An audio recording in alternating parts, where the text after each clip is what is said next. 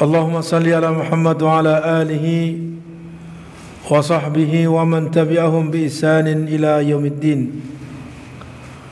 Amma ba'du, bapak-bapak dan ibu-ibu sekalian, rahimani wa rahimakumullah.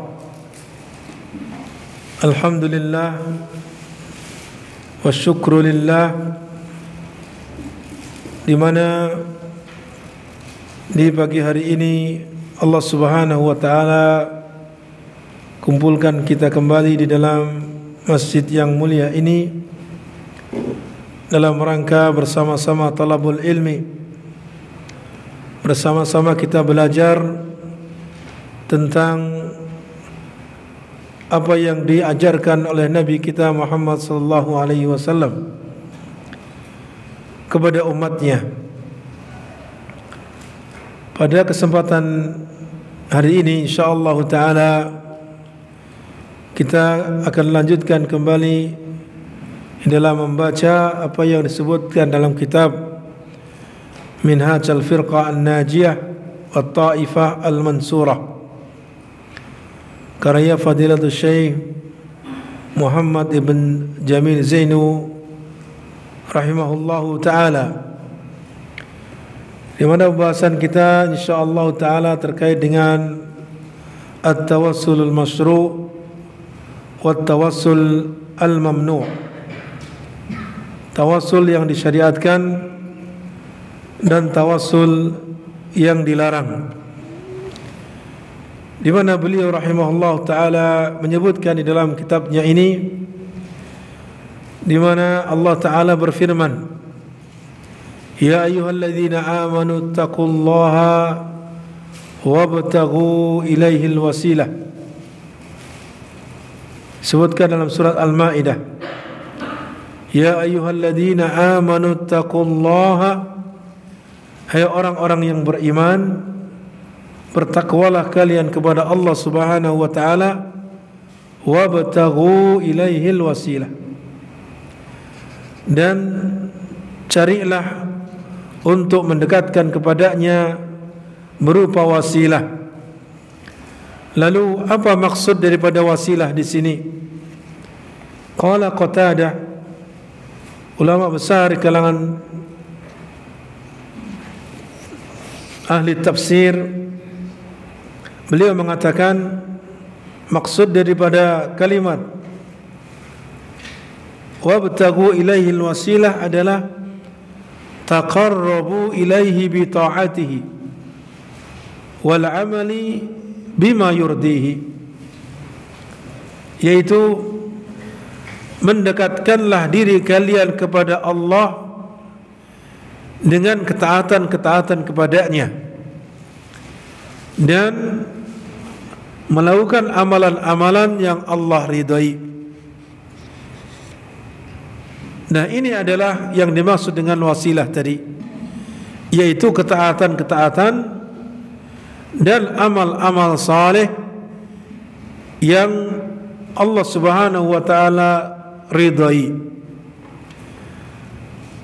dan bukan wasilah yang dimaksud sebagaimana yang difahami oleh sebagian, di mana wasilah di sini sebagai wasaid, sebagai perantara antara hamba tersebut kepada Sang Khalik, seperti perantara rakyat kepada seorang raja, butuh ajudan, butuh penengah, butuh orang yang menyampaikan kepadanya. Maka ketahuilah bahwasanya ini berarti sama saja menyamakan antara Allah dengan makhluknya. Allah Maha mendengar, Allah Maha melihat, Allah Maha mengetahui apa yang kita lakukan, bahkan apa yang ada di dalam hati kita, Allah Subhanahu wa taala Maha mengetahuinya. Oleh karenanya wasilah yang dimaksud jika difahami demikian, menganggap Allah Subhanahu wa taala tidak mendengar apa yang kita seru.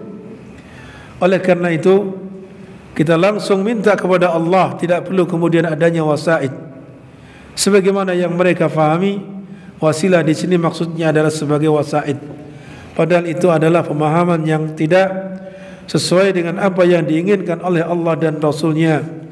Sebagaimana itu telah dijelaskan oleh para ahli tafsir, di antaranya adalah Imam Qatadah tadi, di mana wabtaghu ilaihil wasilah maksudnya adalah mendekatkan diri kepada Allah dengan melaksanakan ketaatan-ketaatan dan juga amal-amal yang Allah ridai. Berarti al-wasilah di sini yaitu sarana-sarana yang dapat mendekatkan diri kepada Allah Subhanahu wa taala berupa ketaatan dan amal-amal saleh. Lalu kemudian beliau menyebutkan wa tawassulul masyru' huwa alladhi amara bihi al-Qur'an wa hakahu Rasul sallallahu alaihi wasallam wa amila bihi sahabah. Tawassul yang disyariatkan itu adalah apa yang diperintahkan oleh Allah Subhanahu wa taala dalam Al-Qur'an dan disebutkan oleh Rasul sallallahu alaihi wasallam dalam hadis-hadisnya. Demikian pula diamalkan oleh para sahabat-sahabat Nabi sallallahu alaihi wasallam. Yang mana tawassul yang disyariatkan ini memiliki beberapa macam, dan yang terpenting beliau sebutkan di antaranya adalah at-tawassulu bil iman. Tawassul kepada Allah Subhanahu wa taala, mendekatkan diri kepada Allah Subhanahu wa taala dengan keimanan. Iman yang kita miliki, iman yang kita yakini di dalam diri kita, dalam hati kita, itu adalah bagian dari yang dapat kita jadikan sebagai sarana untuk mendekatkan diri kepada Allah yang disebut dengan tawassul tadi. Qala ta'ala yuqi tawassala ibaduhu tawassula ibadihi bi imanihim. Allah Ta'ala mengisahkan, menceritakan tentang tawassulnya para hambanya dengan keimanan mereka, di mana disebutkan dalam firman Allah dalam surat Al-Imran. Allah Ta'ala berfirman menyebut tentang mereka, Rabbana innana sami'na munadiyan yunadi lil imani an aminu bi rabbikum fa amanna Rabbana faghfir lana dhunubana wa kaffir 'anna sayyi'atina wa tawaffana ma'al abrar. Rabbana, wahai Rabb kami, innana sami'na munadiyan, sesungguhnya kami telah mendengar seruan orang yang menyeru, orang yang mengajak, yunadi lil iman, yang mengajak kami, menyuruh kami untuk beriman. An aminu bi rabbikum, beriman kepada siapa? Agar mereka beriman kepada Rabb kalian, agar kalian beriman kepada Rabb kalian. Fa amanna, lalu kami pun beriman. Lalu kami pun beriman. Nah, kalimat dari mulai Rabbana innana sami'na munadiyan dan seterusnya sampai kata-kata fa amanna, kami pun beriman, ini adalah bentuk tawassul dengan keimanan tadi. Artinya mereka ketika diseru, diajak untuk beriman kepada Allah, lalu mereka beriman. Lalu kemudian mereka berdoa, Rabbana faghfir lana dhunubana.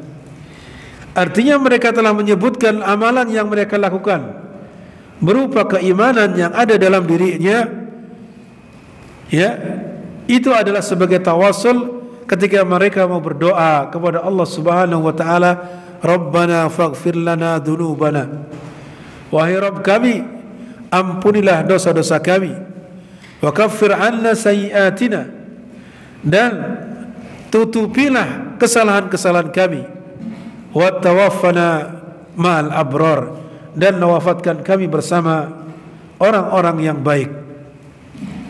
Ini apa yang disebutkan oleh Allah Subhanahu wa taala, salah satu contoh bahwasanya di antara para hamba Allah taala itu ada yang bertawassul, mendekatkan diri kepada Allah dengan menyebut keimanan mereka. Adapun yang berikutnya adalah at-tawassulu bi tauhidillah, tawassul dengan mentauhidkan kepada Allah Subhanahu wa taala, di mana sebagaimana hal itu seperti sebutkan dalam doa Nabi Yunus alaihissalam. Ketika Nabi Yunus alaihissalam dimakan binatang laut yang besar, ya, lalu di dalam kegelapan ketika berada di perut binatang tersebut, berdoa kepada Allah Subhanahu wa taala dalam keadaan gelap gulita. Fanada fid dhulumati alla ilaha illa anta subhanak inni kuntu minadh dhalimin. Fastajabna lahu wa najjaynahu minal gham wa kadzalika nunjil mu'minin. Di mana Nabi Yunus alaihissalam ketika berada di perut ikan yang besar tersebut dalam keadaan gelap gulita, berdoa kepada Allah Subhanahu wa taala dengan mengucapkan kalimat tauhid, la ilaha illa anta subhanak. Tidak ada sembahan yang berhak disembah kecuali Engkau. Maha suci Engkau ya Allah. Inni kuntu minadh dhalimin. Sesungguhnya aku ini adalah termasuk orang-orang yang berbuat zalim.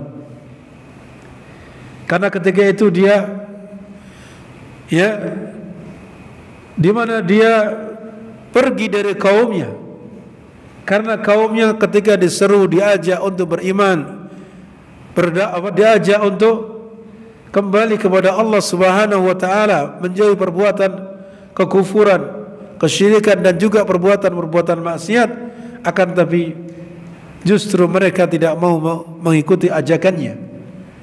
Sehingga Nabi Yunus alaihissalam kemudian pergi dari kampungnya, pergi dari kaumnya, menaiki kapal tersebut dalam keadaan dia marah kepada kaumnya.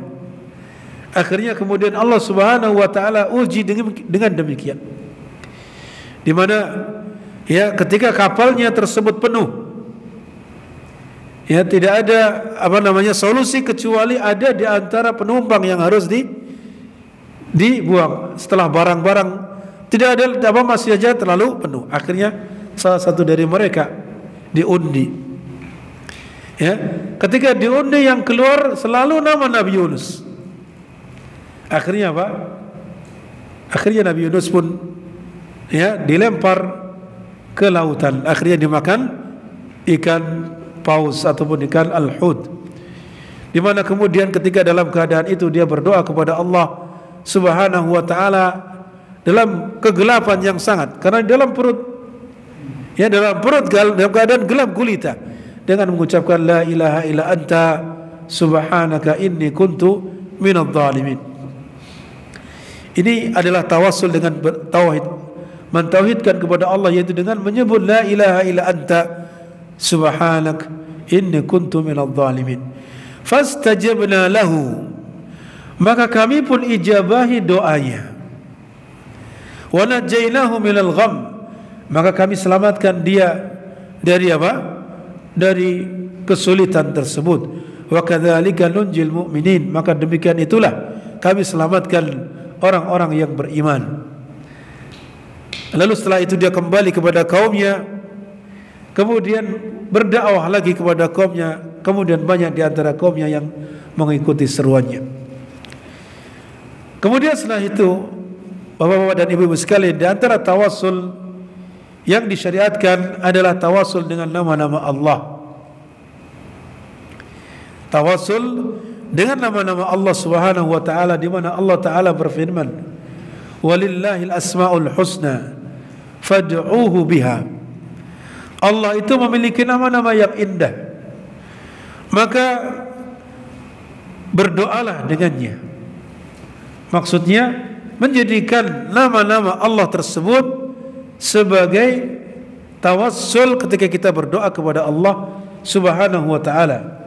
Baik itu sifatnya secara umum, menggunakan nama-nama tersebut secara umum ketika kita berdoa secara keseluruhan, atau sesuai dengan permintaan yang kita minta, ya, sesuai dengan permintaan yang kita minta. Salah satu contoh di mana Nabi sallallahu alaihi wasallam mengajari kita untuk berdoa kepada Allah Subhanahu wa taala dengan menyebut seluruh nama-nama Allah Subhanahu wa taala. Baik itu yang sudah Allah informasikan di dalam Al-Quran, Allah khabarkan dalam Al-Quran, ataupun melalui lisan Rasulnya sallallahu alaihi wasallam, ya, ataupun yang masih disimpan atau tidak diinformasikan, di mana disebutkan dalam hadis yang sahih yang dikatakan oleh Syekh Al-Albani sebagai hadis yang sahih. Rasulullah sallallahu alaihi wasallam bersabda, "As'aluka bikulli ismin huwa laka." Aku memohon kepadamu ya Allah dengan seluruh nama-nama yang kau miliki. Seluruh nama-nama yang kau miliki. Berarti ini tawassul kepada Allah dengan nama-nama Allah secara keseluruhan. Ya, tidak hanya yang ada atau yang disebutkan dalam Al-Quran ataupun hadis-hadis Nabi sallallahu alaihi wasallam, yang mana dikabarkan kepada kita, ya, Rasulullah SAW menyebutkan wa Allah Ta'ala memiliki 99 nama. Itu yang Allah khabarkan, di mana ada di sana nama-nama yang tidak Allah khabarkan. Disebutkan sammaita bihi nafsaka, yang engkau telah namai dirimu dengan nama-nama tersebut. Au anzaltahu fi kitabika, atau apa yang engkau turunkan di dalam kitabmu sebagai nama-nama. Aw 'allamtahu ahadan min khalqik, atau engkau telah ajarkan kepada salah seorang dari makhlukmu, yaitu Nabi kita Muhammad SAW. Aw istatharta bihi fi ilmil ghaibi indak, atau apa yang engkau simpan di dalam ilmu yang gaib yang ada di sisimu. Artinya ada nama-nama yang tidak Allah khabarkan sebagaimana yang disebutkan oleh Rasulullah SAW dalam hadis ini. Sehingga Rasulullah SAW berdoa kepada Allah dengan mengawali memohon kepada Allah dengan seluruh nama-nama yang Allah miliki. Ini salah satu cara kita berdoa kepada Allah dengan tawassul dengan nama-nama Allah Subhanahu wa taala. Adapun dengan cara yang lain adalah menyebut secara, ya, satu nama sebagaimana yang kita minta, yang sesuai dengan kita minta. Misalkan kita mohon kepada Allah ampunan, ya, Allahumma ighfirli innaka antal ghafur ar-rahim, ya, Allahumma ighfirli warhamni innaka antal ghafurur rahim. Ya Allah, ampunilah dosaku, ya, ampunilah aku dan sayangilah aku, rahmati aku, sesungguhnya engkau adalah yang maha mengampuni dan juga maha menyayangi atau maha memberikan rahmat. Nah, ini kita minta kepada Allah ampunan, maka kita sebut nama Allah sebagai bentuk tawassul kita kepada Allah dengan nama-namanya, yaitu nama Allah Al-Ghafur. Kita mohon kepada Allah Subhanahu wa taala supaya kita diberikan rahmat, kita sebut nama Allah yaitu Ar-Rahim. Itu demikian. Ya, misalkan kita berdoa kepada Allah, Allahumma rzuqni ya Razzaq, ya, urzuqni. Kemudian di antara contohnya yang diajarkan oleh Nabi SAW kepada sahabatnya ketika Abu Bakar radhiyallahu anha bertanya kepada Rasulullah supaya diajari salah satu doa yang bisa dibaca di dalam salatnya, maka Rasulullah SAW mengajarinya kepadanya, ya, Allahumma inni dhalamtu nafsi faghfirli maghfiratan min indika warhamni innaka antal ghafurur rahim. Ini disebutkan di mana di situ permintaan kepada Allah supaya diampuni dosanya dan dirahmati oleh Allah Subhanahu wa taala, lalu disebutkan nama Allah Al-Ghafur Ar-Rahim. Ini yang ketiga, itu tawassul dengan nama-nama Allah Subhanahu wa taala. Sungguh kalau kita mempelajari nama-nama Allah, kita kupas satu persatu nama-nama Allah Subhanahu wa taala, kita pelajari apa dalilnya, kemudian maknanya, kemudian pengaruh dari nama tersebut terhadap kehidupan kita, lalu buah ataupun dampak yang positif, buah yang manis yang kita dapatkan ketika kita mengimani nama-nama tersebut. Sungguh ini akan menjadikan kita akan, ya, memiliki perubahan yang sangat besar di dalam kehidupan kita, karena kita semakin mengetahui dan mengenali Allah Subhanahu wa ta'ala. Kemudian yang berikutnya adalah yang keempat, tawassul bisifatillah. Kalau tadi dengan nama-nama Allah, ini dengan sifat-sifat Allah Subhanahu wa ta'ala. Di mana contoh daripada tawassul dengan sifat Allah adalah seperti ucapan Nabi SAW dalam doanya, Ya Hayyu Ya Qayyum birahmatika astaghithu. Ya Hayyu Ya Qayyum. Kalau Hayyu dan Qayyum ini nama atau sifat? Nama atau sifat? Nama. Ini nama. Ya Hayyu karena dipanggil. Karena kalau sifat tidak dipanggil, karena bukan nama. Ya Hayyu Ya Qayyum. Ya. Sehingga kalau kita memberi nama anak dengan menambah Al-Hayy, misalkan Abdul Hayy atau Abdul Qayyum, itu boleh. Karena itu di antara nama-nama Allah Subhanahu wa ta'ala. Ya, ya Allah yang Maha hidup dan yang Maha menegakkan segala urusan. Kemudian birahmatika. Nah, di sinilah sifat Allah, dengan rahmatmu. Ini sifat Allah, di mana Allah Subhanahu wa ta'ala salah satu sifatnya adalah yaitu memiliki kasih sayang, yaitu rahmat Allah Subhanahu wa ta'ala kepada makhluknya, baik itu makhluknya secara umum, ya, yang di langit ataupun yang di bumi, yang muslim ataupun yang kafir. Lalu rahmat Allah Subhanahu wa ta'ala kepada khusus orang-orang yang beriman. Ya, maka di sini Rasulullah mengajari, Ya Hayyu Ya Qayyum birahmatika astaghis. Dengan rahmatmu aku mohon pertolongan. Ini demikian. Kemudian waqala Syekh Ar-Rifai. Syekh Ar-Rifai mengatakan, Utlubu hawaijakum minallah.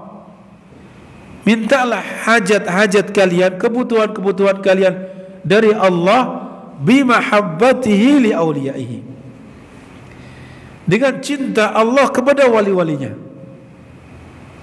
Ini sifat Allah. Salah satu sifat Allah itu sifat apa? Mahabbatullah li awliyaihi. Allah punya sifat berupa mahabbah, itu mencintai. Mencintai siapa? Mencintai para walinya, mencintai para rasulnya. Ya, bahkan Allah Subhanahu wa ta'ala ada di antara para rasulnya yang sangat cinta kepadanya, sehingga diistimewakan cintanya tersebut dengan istilah Khalil. Ya, siapa Khalilullah? Nabi Ibrahim yang pertama, kemudian yang kedua Nabi kita Muhammad sallallahu alaihi wasallam. Keduanya adalah Khalilullah. Artinya apa? Di mana di antara para rasul yang sangat-sangat istimewa kecintaan Allah kepada mereka, sehingga tingkatannya adalah Khalil. Adapun mahabbah di bawahnya, dan ini cinta Allah kepada para nabi dan rasul dan juga kepada wali-wali Allah. Siapa wali-wali Allah? Wali-wali Allah adalah sebagaimana yang disebutkan dalam firman Allah Ta'ala, Ala inna awliya Allah, ya, disebutkan di situ apa? Ala inna awliya Allah la khawfun alaihim wa lahum yahzanun alladhina amanu wa kanu yattaqun. Di mana wali-wali Allah itu adalah mereka-mereka yang tidak memiliki rasa takut, dalam artian tidak ada kekhawatiran mereka ketika meninggal dunia, pasti mereka akan mendapatkan pertolongan. Ini setelah dikabarkan oleh malaikat ketika sakaratul maut, di mana apa? Ada para malaikat yang turun mengabarkan kepada orang tersebut, la takhafu wa la tahzanu wa abshiru bil jannati allati kuntum tu'adu. Mengabarkan kepada mereka, janganlah kalian apa? bersedih dan jangan kalian takut, dan bergembiralah dengan janji Allah Subhanahu wa taala yang Allah janjikan dengan sebab apa yang kalian lakukan ketika di dunia. Ini wali-wali Allah tidak akan mereka merasa khawatir, merasa sedih. Kemudian siapa wali Allah? Mereka adalah orang-orang yang beriman dan mereka bertakwa kepada Allah Subhanahu wa taala. Itu wali-wali Allah. Berarti semakin tinggi keimanannya dan ketakwaannya kepada Allah, itu semakin tinggi pula kewaliannya di sisi Allah Subhanahu wa taala. Nah, itu wali-wali Allah. Ketika Allah Subhanahu wa taala mencintai para walinya, maka Allah akan istimewakan mereka. Sebutkan dalam hadis qudsi di mana man adali waliyan faqad azantuhu bil harbi. Barang siapa yang memusuhi waliku, maka aku akan umumkan perang kepadanya. Ini menunjukkan kecintaan Allah kepada para wali. Para wali Allah Subhanahu wa taala. Wali-wali Allah di sini maksudnya apa? Mereka-mereka yang beriman dan bertakwa, bukan mereka yang hanya sebatas memiliki kelebihan. Kalau dianggap wali adalah yang bisa terbang, dianggap wali adalah orang yang bisa berjalan di atas air, atau yang tidak mempunyai senjata. Bukan itu. Wali Allah adalah mereka yang betul-betul bertakwa dan beriman kepada Allah Subhanahu wa ta'ala. Terkadang Allah Subhanahu wa ta'ala berikan kepada mereka kemuliaan berupa karamah.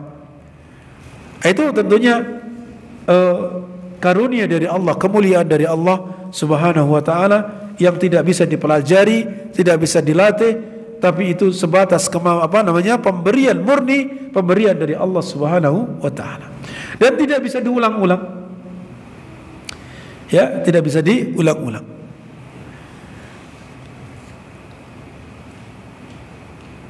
Ini kecintaan Allah kepada para walinya. Kemudian selanjutnya di antara bentuk tawassul adalah at-tawassulu bil a'mali salihah. Yang kelima adalah tawassul kepada Allah dengan amalan-amalan saleh. Amalan-amalan saleh itu banyak jenisnya, banyak rupanya, macam-macamnya. Amal-amal saleh berupa amalan hati atau amalan-amalan anggota badan. Amalan lisan atau amalan anggota badan. Amalan itu bisa amalan hati, amalan lisan, dan amalan anggota badan. Dicontohkan di sini seperti kas-salati wa birril walidaini wa hifdzil huquqi wal amanati was sadaqati wa dzikri wa tilawatil Qur'an wassalah ala Nabi sallallahu alaihi wasallam wa hubbuna lahu wa li ashabihi. Beliau mencontohkan contoh-contoh dari amal-amal saleh yang bisa kita jadikan sebagai tawassulan kepada Allah ketika kita berdoa. Adalah yang pertama, beliau contohkan salat, birrul walidain, berbuat baik kepada kedua orang tua. Kemudian hifdzul huquq, menjaga hak-hak. Ini banyak hak-hak itu. Jaga hak-hak Allah, menjaga hak-hak Rasul, menjaga hak orang tua, menjaga hak-hak anak. Artinya orang tua wajib menunaikan hak-hak anak. Seorang suami menunaikan hak-hak istrinya. Sebaliknya seorang istri menunaikan kewajibannya sebagai hak suami. Banyak hak-hak yang harus ditunaikan. Termasuk dalam hal ini hak orang lain. Kalau menitipkan amanah, itu hak dia. Kalau dia misalkan punya hutang tanggungan, maka dikembalikan, itu hak dia. Sebutkan hakul muslim alal muslimi sittun. Dalam hadis di antaranya adalah apa? Apabila bertemu adalah dengan salam, mengucapkan salam. Apabila dia sakit, maka apa? Dijenguk. Apabila dia meminta nasihat, maka dinasihati. Kalau meninggal dunia, maka apa? diantarkan ke kuburnya. Kalau dia misalkan mengundang untuk acara makan-makan atau walimah, maka penuhi undangan tersebut. Ini hak sesama muslim, maka tunaikan itu. Kemudian wal amanati was sadaqati, amanah, banyak amanah. Amanah yang diamanahkan kepada kita. Amanah berupa anak-anak, itu amanah. Amanah berupa barangkali dia dititipi barang oleh orang lain. Amanah berupa misalkan sebagai takmir masjid, mengelola masjid. Amanah berupa barangkali dia sebagai bendahara, maka mengelola keuangan. Dan seterusnya, itu amanah. Amanah yang dia tanggung harus ditunaikan dengan sebaik-baiknya. Was-sadaqah. Demikian pula sedekah, baik itu sedekah yang wajib atau yang sunnah. Wadzikr, termasuk zikir, berbagai macam zikir. Ya, kalau kita buka buku zikir, di sana sangat banyak sekali. Syekh Abdul Razak ketika menjelaskan masalah zikir, tebal segini kitabnya. Masalah zikir itu penjelasan kaitannya dengan zikir mulai awal sampai akhir. Ya, demikian. Jadi zikir itu seharusnya kita pelajari, karena supaya kita bisa berzikir kepada Allah Subhanahu wa taala dengan sebaik-baiknya. Karena zikir termasuk amalan yang paling utama. Amalan yang paling utama. Kemudian wa tilawatil Quran. Membaca Al-Quran. Apalagi ini akan menghadapi bulan yang disebut dengan Syahrul Quran. Maka sudah, kita mulai dari sekarang perbanyak membaca Al-Quran.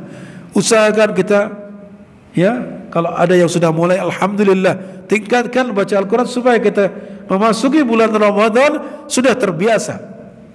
Ya, mungkin barangkali selama ini kita membaca 1 juz atau mungkin setengah juz atau beberapa halaman, maka kita tingkatkan supaya apa? Ketika masuk bulan Ramadan kita bisa 1 juz, 2 juz dalam sehari, maka selesai dalam 1 bulan bisa 2-3 kali khatam.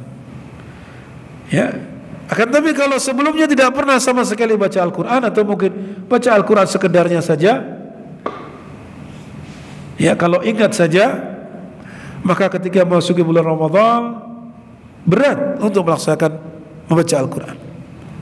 Ya, mungkin duduk seperempat jam, setengah jam sudah seolah-olah sudah sangat lama. Ini 1 juz, wah kok masih banyak ini ya. Terus, ya. Jadi apa? Bukan dia apa? Menikmati, tapi melihat ini kok 1 juz masih lama, masih banyak halamannya. Tidak selesai. Ini karena apa? Tidak terbiasa tadi. Tidak dimulai dari awal.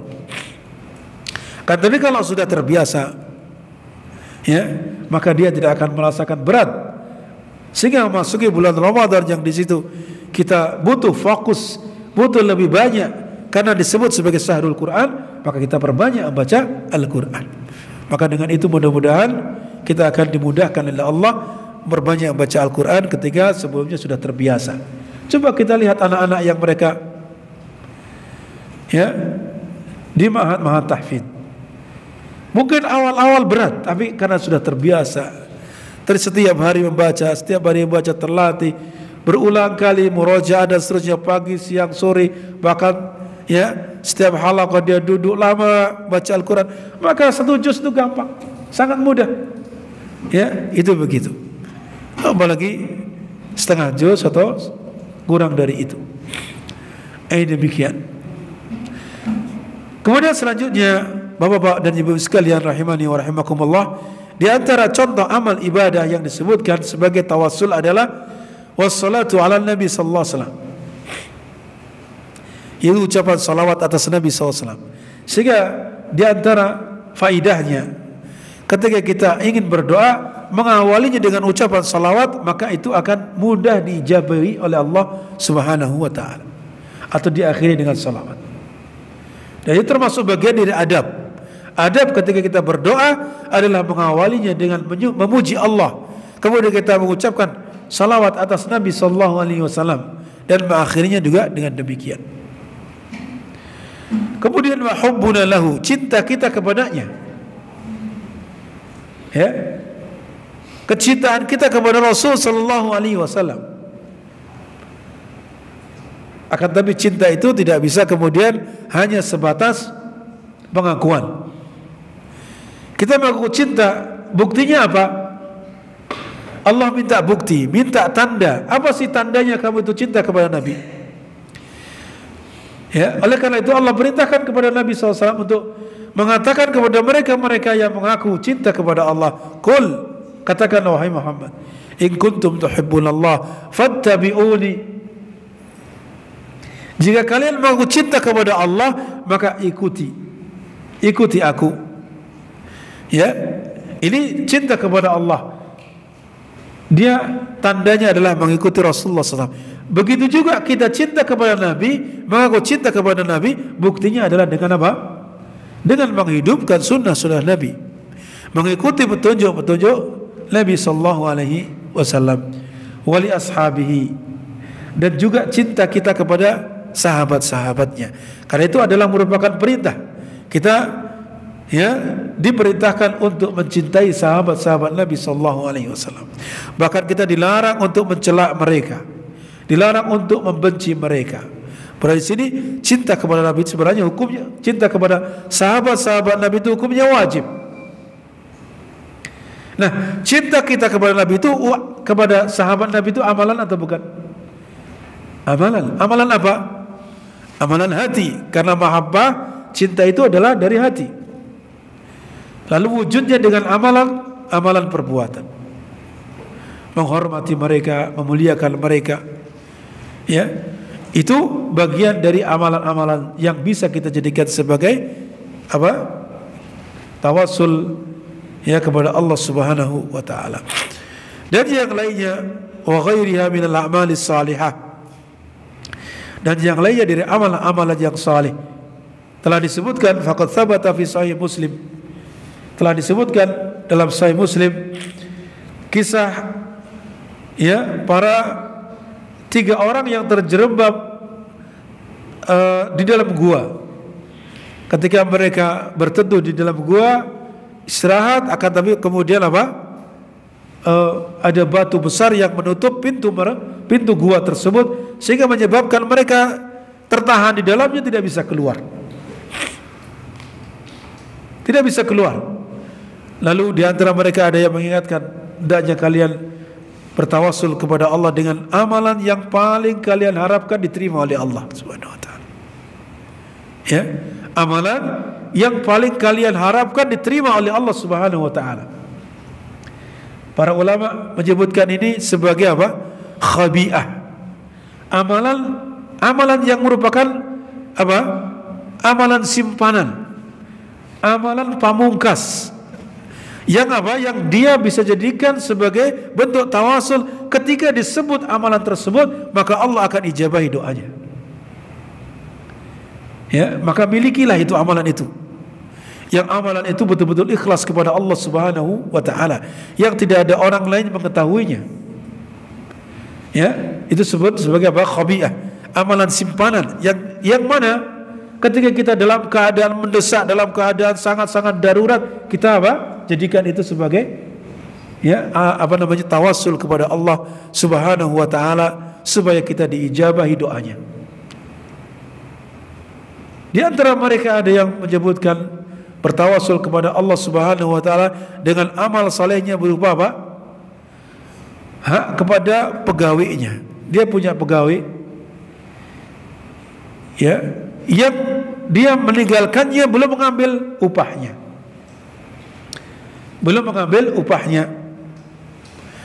Lalu upah tersebut dia jaga, bahkan dia kembangkan. Kemudian jadilah upah tersebut beranak pinak karena bentuk dikembangkan dengan diberikan hewan ternak. Berkembang biak, banyak jumlahnya.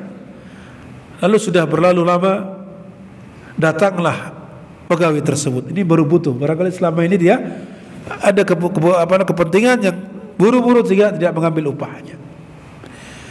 Kemudian dia datang menagih upahnya. Dulu saya bekerja denganmu, tapi saya belum mengambil upahnya. Berikan upahku. ya, maka apa yang dikatakan oleh orang tersebut, ya, silakan, itu upahmu keseluruhannya, ambil yang kamu mau. Lalu dia mengatakan, engkau jangan meremehkanku, ya, karena dia tidak percaya, masa sih upahku segitu banyak, kan begitu kan? Akhirnya apa? Benar bahwasanya ini dulu upahmu saya belikan hewan ternak ini, kemudian apa? Dia beranak pinak, sekarang menjadi jumlah itu. Silakan ambil yang kamu mau. Kemudian diambil semuanya tanpa disisakan. Ya, maka apa? Orang ini tetap ikhlas. Silakan, itu upahmu. Ketika dia berdoa kepada Allah tersebut, jika ini adalah amalan yang kau terima ya Allah, maka bukakan pintu gua ini. Maka terbuka. Tapi mereka belum bisa keluar. Kemudian yang lain berdoa kepada Allah Subhanahu wa taala dengan amal solehnya, berupa berbuat baik kepada kedua orang tuanya. Di mana dia memahami hak orang tua lebih didahulukan daripada anak istrinya. Sehingga selalu dia begitu. Kaitannya dengan makanan, pelayanan dan seterusnya, orang tua dulu didahulukan. Ya, orang tua dulu didahulukan. Maka suatu hari di mana dia terlambat, yang mana biasa dia menyuguhkan kepada orang tuanya berupa air susu, ya, sebelum diberikan kepada anak istrinya. Suatu saat dia terlambat pulang, di mana dia membawakan air susu yang biasa diberikan kepada kedua orang tuanya. Ternyata sampai rumah sudah tertidur, ya, sudah tertidur. Padahal anak istrinya sangat butuh, kelaparan, kehausan. Akan tapi dia tidak akan memberikan air susu tersebut kecuali setelah kedua orang tuanya menikmati darinya atau diberikan. Sampai dia tunggu, ya, sampai terbangun. Ditungguin sampai terbangun, kemudian baru diberikan. Setelah itu diberikan kepada anak istrinya. Maka kemudian dia berdoa kepada Allah, ya Allah, jika ini adalah amalan yang kau terima, maka bukakanlah apa? Pintu gua ini. Dan belum terbuka. Satu lagi, di mana, ya, tawassul dengan dia meninggalkan kemaksiatan. Jadi amalannya yang paling dia anggap sebagai amalan yang menurutnya sangat-sangat apa? Ya, bisa dijadikan sebagai alat untuk tawassul adalah ketika dia meninggalkan kemaksiatan yang hampir dia lakukan. Itu begitu.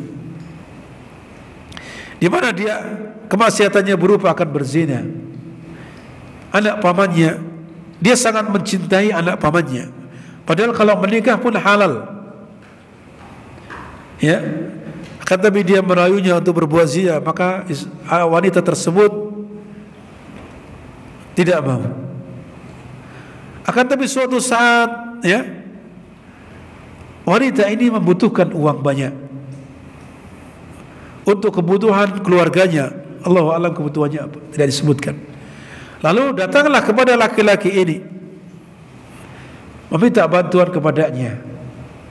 Maka ketika dia datang kepadanya minta bantuan, maka dia menuruti. Saya akan berikan apa yang kamu mau, akan tapi dengan syarat kamu mau menurutiku. Ya, maksudnya berzina dengannya. Maka apa boleh buat, dia sangat butuh sekali kepada uang tersebut. Akhirnya dia pun melakukannya. Walaupun di dalam Islam tetap saja diharamkan, tidak boleh. Haram hukumnya, termasuk dosa besar. Nah, ketika akan melakukannya, maka dia mengatakan kepada laki-laki tersebut, padahal sudah posisi sudah akan melakukannya dan uang sudah diberikan kepadanya. Dia mengatakan kepadanya, bertakwalah engkau kepada Allah, takutlah engkau kepada Allah, janganlah engkau pecahkan cincin, ya, kecuali dengan haknya. Ya, kecuali dengan haknya. Maksudnya janganlah engkau apa? Melakukan perbuatan ini kecuali dengan cara yang benar. Maksudnya supaya dinikahi, begitu. Maka dia pun terperanjat, ya, ingat kepada Allah Subhanahu wa taala perbuatan dosa tersebut. akhirnya dia meninggalkannya. Dan juga uang yang sudah diberikan ditinggalkan. Maka kemudian dia mengatakan, ya Allah, jika itu adalah termasuk amalan yang engkau terima, maka bukakanlah pintu gua ini. Maka terbukalah pintu gua tersebut sehingga mereka bisa keluar dari gua tersebut. Ini yang ketiga, ini adalah bentuk tawasul berupa apa? Berupa meninggalkan kemaksiatan. Meninggalkan kemaksiatan karena Allah, karena takut kepada Allah Subhanahu wa taala. Itu bentuk macam yang keenam, yaitu apa? Bertawasul kepada Allah Subhanahu wa taala bitarkil ma'asi. Yaitu dengan meninggalkan kemaksiatan, apapun kemaksiatan itu. Ya. Terutama kemaksiatan yang besar. Seperti tadi berzina, minum khamar, kemudian makan riba misalkan, muamalah riba. Dia sudah seolah-olah sangat mendesak, harus pinjam uang. Kenapa? Ini buat bangun rumah, buat menutupi ini, menutupi itu. Dia sudah mau datang depan pintu bank, atau sudah datang kepada orang yang kalau dia minjamkan harus dengan bunga, dengan riba. Dia dalam hatinya selalu apa? Berlawanan. Kemudian apa? Dia kemudian berusaha meninggalkannya karena Allah Subhanahu wa taala. Meninggalkan kemaksiatan tersebut, dosa besar tersebut. Maka mudah-mudahan itu bisa jadikan sebagai khabi'ah, tawassul kepada Allah, di mana ketika kita berharap kepada Allah apa yang kita inginkan, sebutkan ya hal tersebut. Mudah-mudahan diijabahi oleh Allah Subhanahu wa taala. Dan yang lainnya dari perkara-perkara yang Allah haramkan, ya, sebagaimana yang telah dilakukan oleh orang yang salah satu dari penghuni atau yang terpenjara atau terjebak dalam gua tersebut tadi. Yang menjadi kekeliruan sebagian orang adalah justru mereka meninggalkan amal-amal saleh, meninggalkan tawasul yang disyariatkan tersebut, lalu mereka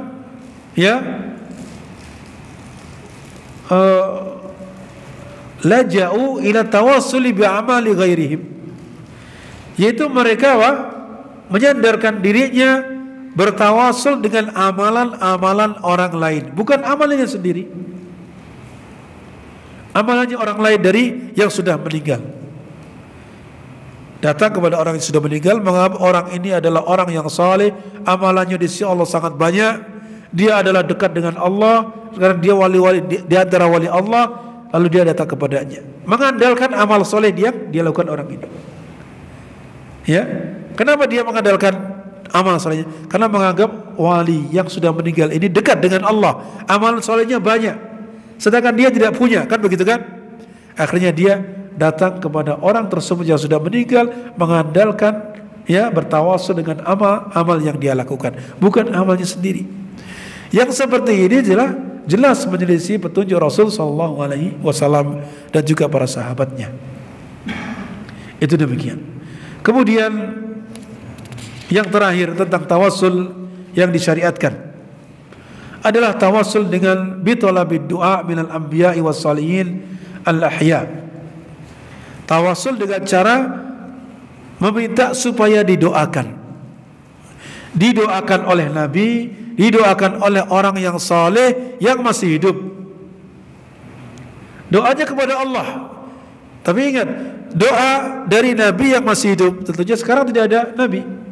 Maksudnya di zaman sahabat, di mana para sahabat ketika mereka ingin dipenuhi hajatnya, dikabulkan keinginannya, mereka berharap supaya Nabi mau mendoakan. Sehingga mereka berdatangan kepada Nabi, minta supaya Nabi mendoakan kepada Allah agar didoakan supaya diijabahi apa yang dia inginkan. Contohnya disebutkan, ada seorang yang buta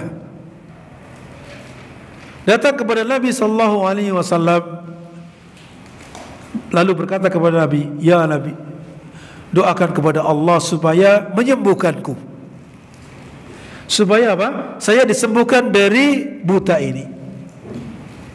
Maka apa jawaban Nabi sallallahu alaihi wasallam? Qal in syi'ta da'awtullaha laka. In syi'ta da'awtullaha laka. kalau engkau mau, saya akan berdoa kepada Allah untukmu supaya engkau sembuhkan. Wa in syi'ta sabarta fa huwa khairul laka.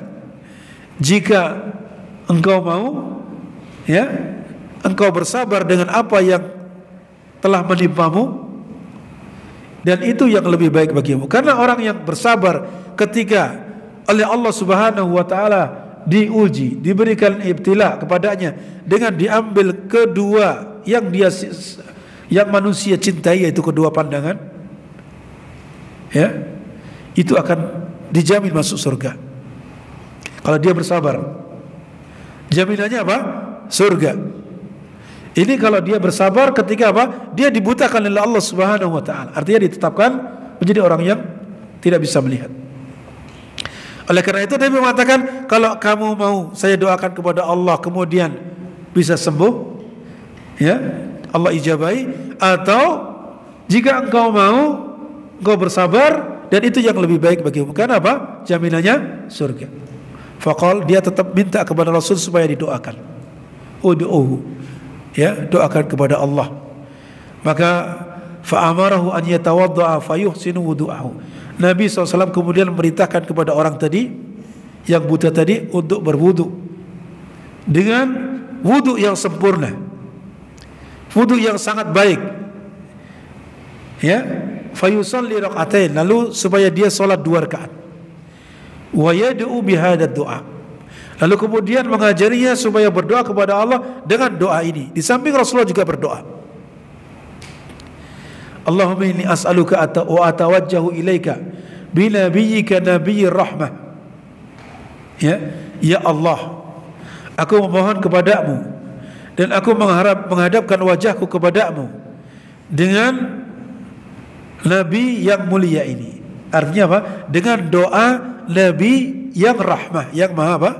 Yang maha kasih sayang, yaitu Nabi Muhammad SAW. Ya Muhammad, inni tawajjahtu bika ila Rabbi, wahai Nabi Muhammad, saya menghadapkan wajahku kepada Allah dengan perantaraanmu.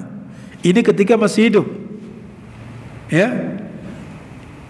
Inni tawajjahtu bika ilayya Rabbi, ila Rabbi, sungguhnya aku menghadapkan wajahku kepada Allah dengan perantaraanmu, ya, supaya Allah Subhanahu wa taala mengabulkan hajatku fi hajati hadhihi lituqdali, supaya Allah mengijabahi doaku.